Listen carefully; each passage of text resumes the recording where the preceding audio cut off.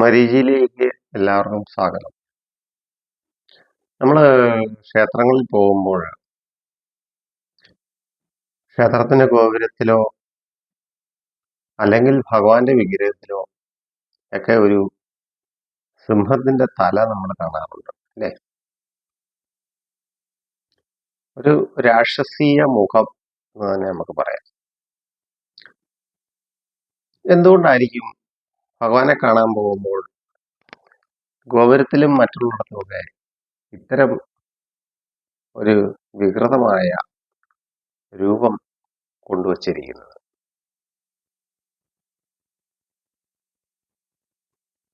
ശിവഭഗവാൻ നടനം ചെയ്യുമ്പോൾ അദ്ദേഹത്തിന്റെ കാലിനടിയിൽ ഒരു ചെറിയ രൂപത്തെ ചവിട്ടി പിടിച്ചിട്ടുണ്ട്.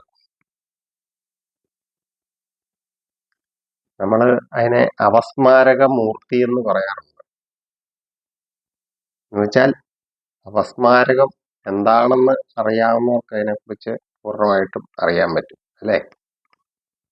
ഒരു മനുഷ്യന്റെ ബുദ്ധിയെ മരവിപ്പിച്ച് അവനെ വികൃതനാക്കി അവനെ മനുഷ്യനല്ലാത്ത ഒരു ലോകത്തിലേക്ക് കൊണ്ടുപോകുന്ന ഒരു സംഗതിയാണ് അപസ്മാരകം എന്ന് പറയുന്നത്. എങ്കിൽ അതിന് ജലന്ധരൻ എന്നും കൂടെ ഒരു പേരുണ്ട്. ഈ ജലന്ധരൻ തപസ് ചെയ്ത് വളരെ ശക്തി നേടിയ ആളാണ്. അദ്ദേഹത്തിന്റെ വൈകൃതത്തിലും തപസ്സിന്റെ ശക്തിയാലും മുനിമാരൊക്കെ അദ്ദേഹത്തെ സ്വാധീനിക്കുകയും അദ്ദേഹത്തിന് മുന്നിൽ കുമ്പിടുകയും അദ്ദേഹത്തിന് അടിമയായി തീരുകയും ചെയ്തു. കാരണം മുനിമാർക്ക് അറിവുള്ളതുകൊണ്ട് അറിവിൽ അഹങ്കാരികളായി തീർന്നു. അറിവിന്റെ അഹങ്കാരം എന്നാണ് പറയുന്നത്. ധർമ്മത്തെ മറന്നുകൊണ്ട് അറിവുള്ളവരാണെന്ന് വിചാരിച്ചുകൊണ്ട് അഹങ്കരിച്ചപ്പോൾ ഇതിനെല്ലാം കാരണക്കാരൻ ജലന്ധരനാണെന്ന് മനസ്സിലാക്കിക്കൊണ്ട് ശിവൻ ജലന്ധരനെ ചവിട്ടിപ്പിടിച്ചു.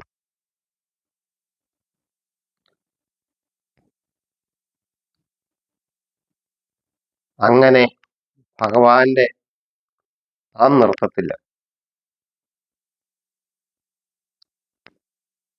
ജലന്ധരൻ എന്ത് ചെയ്തു?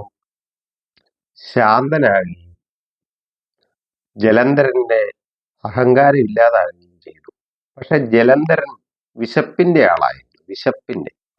അപ്പൊ ജലന്ധരൻ രാഹുവിനെ കഴിക്കുവാൻ വേണ്ടി പോയപ്പോൾ ഭഗവാൻ പറഞ്ഞു, നവഗ്രഹങ്ങളിൽ ഒരാളാണ്, അവരാണ് ലോകത്തെ നിയന്ത്രിക്കുന്നത്, അതുകൊണ്ട് രാഹുവിനെ തിന്നാൻ പറ്റത്തില്ല, നീ ഒരു കാര്യം ചെയ്യും, നീ സ്വന്തമായിട്ട് ഭക്ഷിച്ചോളാൻ പറഞ്ഞു.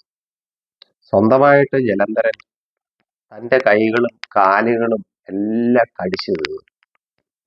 അവസാനം ജലന്ധരന് കഴിക്കാൻ ജലന്ധരന് ഒന്നുമില്ലാതെ ജലന്ധരന്റെ തല മാത്രമേ ഉള്ളൂ.